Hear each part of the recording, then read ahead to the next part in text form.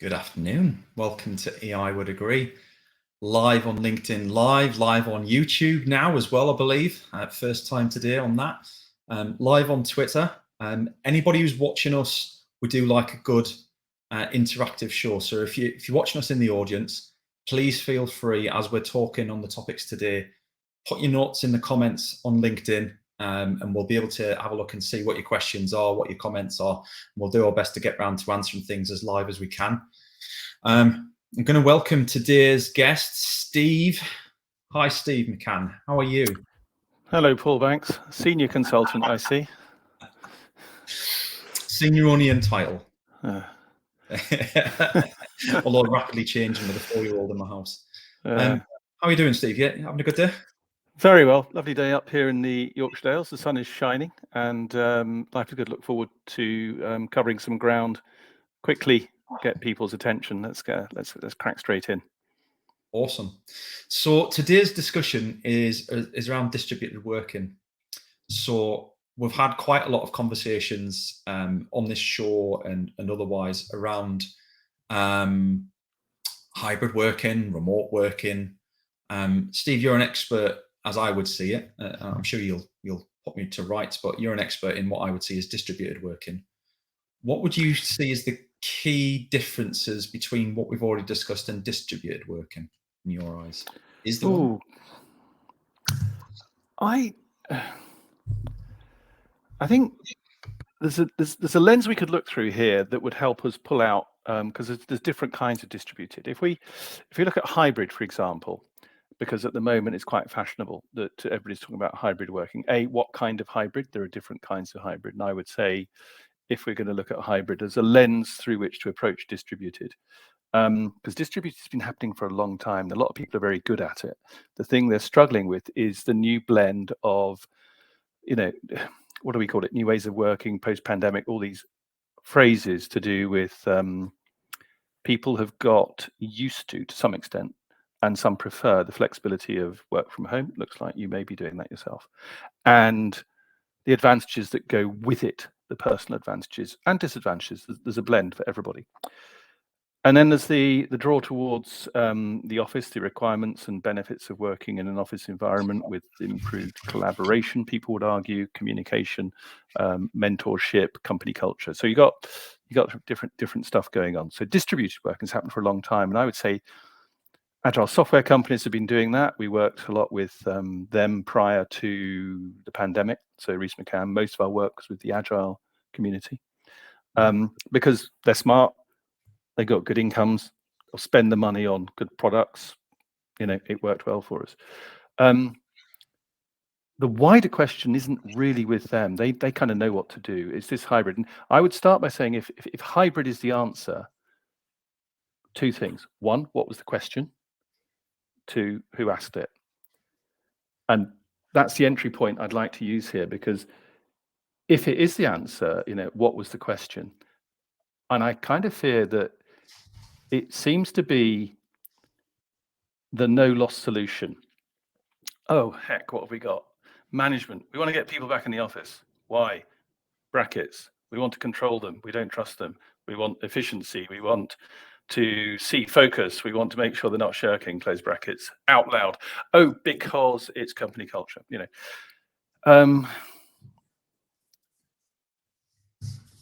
If hybrid is the answer, maybe the question was from staff saying, look, I'm used to this now. I have developed a way of working that gives me some advantages. Why would I vote for a 90-minute commute, excess cost, stress, can't do, I've made, So people kind of go, okay, right, we'll get the best of both worlds. And they don't quite know what's coming, because hybrid presents with it in the distributed working pattern quite a lot of challenges. The law of unintended consequences kick in. So you think you're getting, the best of the office, the best of this, that, and the other. But if I just lay out one argument, Paul, what happens when the power, as it were, is in the office, and the flexible workers, over a period of weeks, months, and years, start to feel unseen, unheard, unpromoted, unlistened to? And what happens when there's a gender imbalance between those in the office and the flexible location workers? Stuff happens. You can think it through.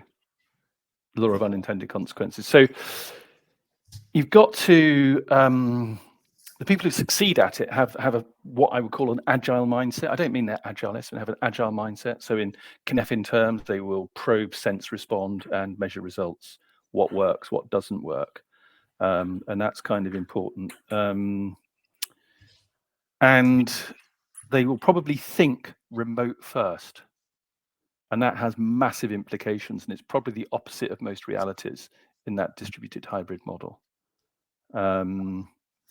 Probably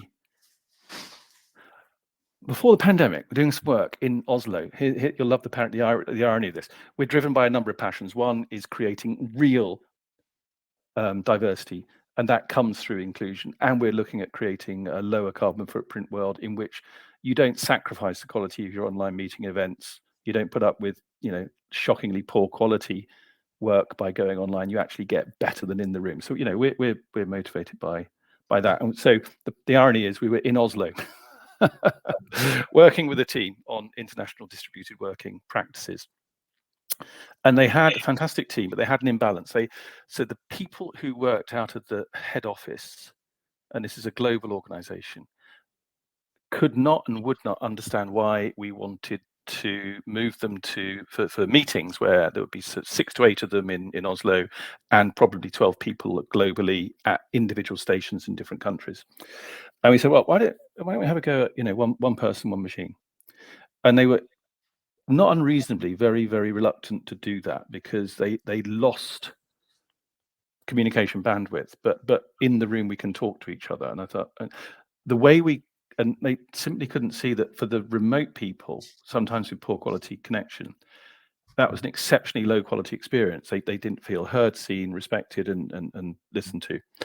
And just to make it work, we literally had to put people, we had a meeting in the room and we asked people to take it, and it's literally to go and stand outside the room and try and listen in and shout from outside. Now that might sound absurd to you, but it gave people the felt sense, because when we're designing things, we kind of go from, right, and this model really works. What do we want people to do when we're designing trainings, we're designing workflows? What do we want people to do? In order to know what they want to do, how will they feel about it? What will they remember from the input, and what did they understand? So when you're planning training, you start from what you want to do. And when you're executing training, you start from training in, you start from understanding into remembering, into felt sense, into behaviors. And so it worked. And so from that team, they're kind of like, okay, I get it. And this is that's all about the unintended consequences of remote and distributed. You've got to, people talk about work out loud. And then my good friend Pilar Orti said, no, we can't work out loud. Work out loud is it's all about, it's noise. And noise is massively distracting. And actually what we want to do is create visible work. So in terms of people who are successful at distributed and including hybrid working, they have an agile mindset, they experiment, they measure results, but they document really well with single sources of truth. And I don't know if you can think of any experiences where there's been a massive frustration, irritation, and mistakes within any businesses you've worked in because of no single source of truth or documentation. So yeah, they're good at the basics like that. Anyway, so I don't do speeches, and I've been talking for too long. No, it was a great segue into the thrust of the conversation, Steve. So that's a fascinating it's a fascinating intro. If you don't mind me asking, how did you end up getting involved in distributed work in the first place? I did it for a long time. So working backwards. So 4 years now, Rees McCann. We've now joined with the Basis Group, Impact Basis, who were people that we trained on our stuff, and then we joined them to help grow. Prior to that, my work was entirely remote and distributed, although I did it in field work as well, because I founded and ran for 17 years a humanitarian risk management business. And of course, that meant working from here to places around the globe that required humanitarian risk assistance. And at the same time, Judy Rees, the Rees of Rees McCann, worked in, her background was in author of a book on clean language, which by the late David Grove, who we honor and respect. And that, to be honest, she's introverted. Big rooms of people, Clean language, pretty niche, although immensely powerful. I would commend anybody to look it up. It's the watermark of all our philosophy and thinking. And getting a group together for Judy. So my background was we worked remotely and distributed. Judy sought to prove to the world that you could train and coach online when the world was saying you can't. And this is like 10, 12 years ago. Mm-hmm. And she made it work. She became extremely good at it. And then pre-pandemic, with my humanitarian background, we got a contact from the Institute, the International Network for Education in Emergencies, because they had an in-the-room event in Lebanon had to be postponed because it was unsafe and they had to do it online. Nothing to do with the pandemic. And then in February 2020, was it? How long ago? Was it that long? Yeah. We designed the event, and it went really, really so well. They're like, well, they told all their friends quickly, and we kind of pivoted to some extent because our agile distributed teamwork reduced greatly, but people like UNICEF and lots of others wanted us to train their teams on remote meetings, how to have great remote meetings. You've had any bad ones? Yeah. Everybody has.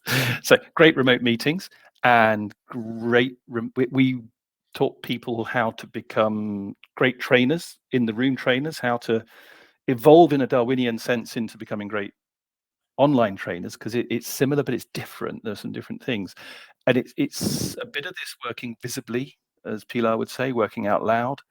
Also, we learned a lot from our great friend Lisette Sutherland from Collaboration Superpowers about work together anywhere. That's a great book, Work Together Anywhere. If anybody wants a resource, then that's a great one to look at. And so the coming together of Judy's work and my work, and she knew the material, developed material, and my interest in connecting people and ideas, and that's where we got to now. Fantastic. It's a great story, and no doubt with that sort of humanitarian background, there's some fascinating stories and introductions there that you've had through the years that's kind of shaped you to be where you are right now. Yeah. I wonder though, I don't think we're in any danger, given like how in depth a lot of the knowledge is that you guys have in your consulting business in terms of how long it takes to train people to do these things right. So how long does it actually take to encourage an organization that's moving to online events? How long does it take for them to actually pull off a really good organized online event that people actually enjoy? Because I've been to some horrendous, if I think of conferences that happened online hurriedly during pandemic, some of the worst experiences that I've seen, despite clearly having quite a large budget and good intentions. So what sort of time frame are you looking at to convert people over to what is you would class as a good online exhibition conversation? Not an exhibition. We're into highly participative, engaging online events. We don't do trade shows. We don't do exhibitions. That's not our thing. So if you want participation and engagement, and a sense of interest in a dynamic thing, although we do work with NGOs and organizations to help talk about the successes they've had, which are slightly broadcasty, but we make them participative. How long? We're working on this at the moment, actually. It's a bit of a how long is a piece of string, how big is the event? So events are typically in the up to 2-hour bracket, up to half a day bracket, or multi-day. We encourage people not to make online events like 10 hours. Yeah. People get very, very tired mentally. So when we've got a legacy of online or training in particular. So we've got two answers here, Paul. We've got the working distributed, and then there's the event and meetings part. And meetings, I suppose, is a connection between the two. And there's different approaches. For an online event, preparation is key. So the right design. I'm on a bit of a mission, I think, to work out loud, to get people to consider that great online events don't just happen. You can't just rock up, because otherwise the answer is Q&A. I'll show some slides and we'll do some Q&A, and I don't think it works very well. Yeah. So if the people want it to work, it's a very different answer. honestly, our clients, if I come across a potential client, we're talking, and they're just holding on till they can get back in the room and putting up with this until they can get back to reality, they, of course, will help, and they might well change their minds when they have the experience, but they're probably not my prime client, because if you want to take advantage, like we look at the upsides of online working and distributed working. There are downsides as well, and we should consider those because they're significant. Yeah. But if you look at the upside and you want to leverage that, then you're going to learn quickly, because you already know a lot of our best clients are already working distributed, but became more aware of how much scope there was to work in a more engaging, participative way. So they can, for up to 2 hour event, we can probably put in 12 to 15 hours of effort and make it great. For you don't just rock up. You've got to produce the running, design.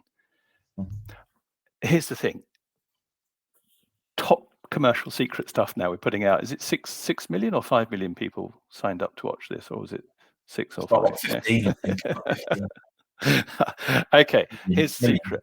We look at the my brief would be to look at what are the outcomes and outputs that somebody is looking for. And this is talking about an event. The outcomes and outputs in terms of beliefs, behaviors, knowledge, learning, and any outputs that might be an agreement, a document, an understanding. And we look at through the formal agenda and then say, right, what are the informal?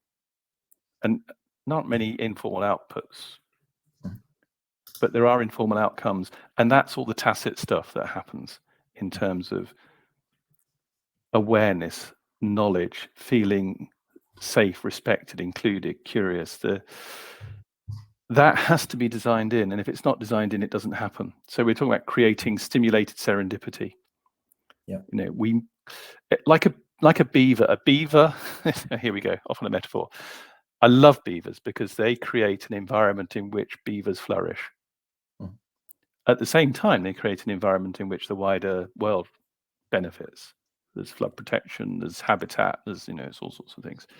So I sometimes talk about let's be like beavers. Let's create an environment in which we and the people we work with flourish by designing in the places where participation just happens, where people feel engaged, they're part of the conversation, they have agency. Even by just saying, look, we really want people to put their cameras on. We don't underestimate how much that matters for reasons we can talk about another time. But sometimes they don't want to at first, or they don't, so you have to, or don't want to be part of the breakout group. You have to give people the agency to decide, because paradoxically, when you do and you trust them and you respect them and you listen to them, they're more likely to engage in the way that's good for the whole group. It's true. I don't know. Where did I start from there? bring me back on track. It's all right. Nobody noticed. No, it's fine. It's fine. No, I'm enjoying the conversation. But so my question would be: so there's a lot of people watching this who are contemplating the future of their working parameters. Yeah. And we've discussed it quite a lot on the show in terms of ultimately you've got to give something to everyone. You've got to kind of try and please everyone whilst doing the right thing for the business, whilst doing the right thing for the people.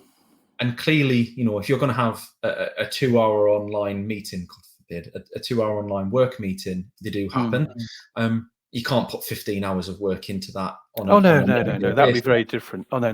No, we do a simple little training on how to do great online meetings, design them, produce them, run them. It could be, 4 hour training program. And then that's you for life. Yeah. You know how to do it. You practiced it. What's the key parts that you would look to take away from the event training that you then implement into the daily working week as such? What's the quick wins people can do? Quick wins, yeah. You're after all the top tidbits, aren't you? I think events and working are two different things. So for an event, there's on our website, there's web events that connect. It's a free recipe plan how to design engaging online events. It's free to everybody. And that's for events. Now, I'd say a work meeting was different to that. So I've got two different answers, I think. I think there's a paradox going on here, because to make it right for everybody, I don't know. I don't know if I've got an answer for that. Yeah. Because if everybody's invited, then nobody's special, is one way of looking at it. If everybody's included, nobody's included. So sometimes you've got to define, well, the first thing I would say is meetings. Here's the first thing that happens. In the online world, meetings are very, very, very easy to schedule. Most people don't say no, and meeting creep is the answer. So if we're going to straightforward remote working practice now, the answer would be don't ever accept a meeting invite unless the person who calls it can explain to you what you're there for and you are willing to prepare for it. Easily said. Yeah. And true. Yeah. And schedule your meetings to start at 5 past the hour instead of on the hour, because everybody's at meetings until X:59, and they bounce into the meeting either on time or late or whatever, unprepared, and you've got this sort of culture of, it doesn't, you've probably done it. I have. Yeah. Yeah. I always tell people that if they join a meeting and it's less than 6 minutes late, then they're on time. So in that case, everybody's going to be 3 minutes late minimum. No, so I was in the waiting room here at 16 minutes to the hour. 4 minutes ahead of you. Okay, that makes sense. Yeah, that's it. That's the one. Where are we going? So meetings and events, two different things. So for meetings, well, our good friend Elise Keith at Lucid Meetings, worth looking up. Lucid Meetings, I'll name check them. They produce a fabulous meeting cadence kind of report. There are different kinds of meetings. The cadence of the meeting, is it a broadcast? Is it a town hall? Is it a work? It depends on the kind of meeting, and it really, really does. Generic advice was don't have too many. Don't go unless it has a purpose, and don't invite people who don't have to be there. Same with emails, really.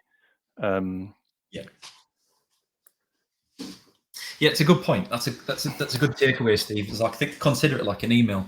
Like, if you wouldn't include that person on the email because they don't really need to know about it, and you wouldn't include them on the email trail, do they actually need to be part of that meeting?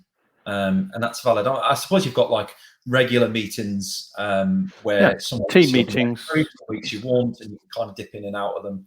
And I think it's clear to set those expectations up front and in advance that people know they can dip in and out. And I guess, how would you manage the expectations, though, that kind of people check in to make sure that they're needed or not in those meetings? If that's a kind of an optional meeting for them to dip in and out of, is that something that you kind of... No, don't. Just be there or don't, and be there for part of it if necessary. Because what happens if you are half there is you've got attention deficit going on. And how does this feel? Yeah, sorry, carry on, Paul. Yeah, exactly. Distracted, Steve. Stop it. Put the phone down. Well, it's the quality of your attention. So Nancy Klein, time to think. The quality of your attention can be determined by the quality of your thought.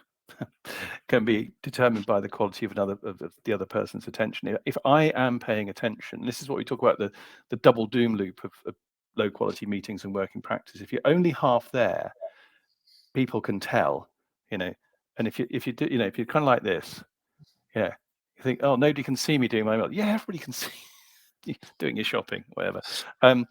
It really affects the quality of that group. So be present. Here's my biggest argument for great remote working. Be present when you're present, really present. Half present all the time is rubbish. Fully present half the time is potentially fantastic. And I think there's probably a lot to be said about the environment as well, right? So, like, I'm sat here now and it's quite warm in the room, and I'm lucky I've got access to a window, I've got an aircon unit. Not everybody has those sorts of things. So, like, putting a bit of thought into the room that you're going to be in to have the meeting, in terms of where your focus is going to be allowed to be, because the last thing you want is you're on an hour-long meeting where you're going to be primarily listening rather than taking part. You're going to fall asleep, or you're going to get distracted, or you're going to get bored. Why would you go for an hour? I mean, if it's okay, if you have to listen for an hour, that's fine. But what about asynchronous communication? You know, what? I think there's an element there of people almost use meetings now to replace some of their social elements. That's an interesting thought. Okay, hold that thought. What happens when you design in, and I think this is an important part for the distributed work style balance. We said we should look at some of the disadvantages of distributed remote. There you are. I know where you live. I know I've seen your Strava reports. I know that you get out, you go walking, you got a family, you've got a great. I had a younger guy working with me in my last business in humanitarian risk, a great analyst, lovely guy, Ryan, really top fella. And and this is pre-pandemic, and we were remote. We were all remote, distributed, nothing to do with the pandemic, everything to do with the nature of how we work and what suited me, my business. And he just said, look, Steve, I'm going to have to either leave or you're going to have to get me a place at a WeWork or something because, unlike you, I'm a young fella. And I thought, oh, thanks, Ryan. And if my commute is sitting on the end of my bed in a shared house, yeah, that's no life. Yeah, we've got to understand the position of everybody within the organization, the business, and the downside. We can talk about inclusion and diversity and reaching, but actually, if you're imprisoning somebody, in a solitary existence, that's not good enough. So one of the answers is to experiment, to design in. It doesn't mean you do a quiz every Friday at 7. We tried that. It was great for a week. In fact, it was great for probably about 8 weeks. So many flags you can name, right? Yeah, actually, I'm quite good at that now, and they've changed.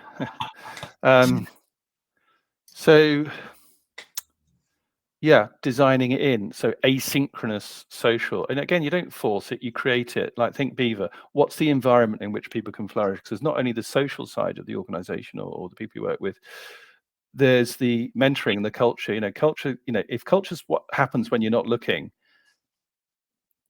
the leadership's not at work here. Cultures are stimulated and created and maintained and vibrant. And one of the questions is, what's below the waterline in this iceberg of culture and organization? What's going on? Are people included, respected? Do they have an opportunity to fulfill, to learn, to get that mentoring, to get that close contact touch? I'm working on a blog in my head at the moment, which is what is the minimum effective dose for in the room time? Mm-hmm. Because we're not against in the room time, we're very much in favor of it. But if you're looking at stimulating the advantages of distributed and hybrid working, then you've got to consider what's the minimum effective dose for in the room time as an organization, that time in which you can stimulate, reinforce, create human bonding, relationships, mentoring, culture, fun. Yeah. Remember that? And also meet the aspirations and needs of people who want to focus on their work when they're focusing, and have the flexibility with perhaps family obligations or elsewhere, or just don't have to commute 2 hours, 3 hours each day. Yeah, it's getting the blend in and designing in connectivity, asynchronous, unforced, genuinely enjoyable stuff. And you got to listen to what people like to do. Now, whether it's and it kind of ties into the communication tools you want as well. If I'm on a one-to-one with somebody I'll use the phone now. I'm on Zoom a lot of the time, and there's perfectly good research to show what happens to your brain if you're on Zoom all day, and it's not good. So if I'm on a one-to-one with somebody I know well, then I'll say, let's just talk on the phone. I'll put the headset on, put the phone in my pocket, and go out for a walk and talk. And we do a walk and talk together. Why am I stuck in a room staring at someone if I could be walking and talking? And stimulating yourself. Fantastic. What an interesting thought to leave things on. Unfortunately, we've come to the end of the half hour, so I'm going to have to draw it to a close there. I'm going to happily go on and talk about this and we have for hours on end, to be fair. I think it's quite clear that, you're right in what you're saying, is that if you approach things with a very purposeful point of view in terms of whatever route you take, then you can make it an almost scientific approach to understand what you're getting out of it and how you can get better at things. Whereas if you just ad hoc things every time you go in, when it does work out, it's happenstance. It's not repeatable. It's not scalable. So how do you take those good meetings and make them better? Planning, preparation, find someone who knows how to do it, ask them to help, repeat it. Here's a great test question for any organization that's working distributed or hybrid. How do you make your decisions? I'll leave it there. Answers in the comments, please. Steve, it's been a pleasure, as always. Thanks very much for coming on the show. It's been great to have you on. If you're watching this back live, please feel free, pop your comments in the notes underneath the post, and we'll do our best to get back to them as and when we can. I would agree. We've got a slightly earlier start time next week because of American time difference and meetings. But we'll be joined by Rob Dwyer next week, our resident coaching, learning, and Lego Star Wars fanatic. So it'll be an interesting conversation as well. Thanks very much, Steve. Have a great day. Bye-bye.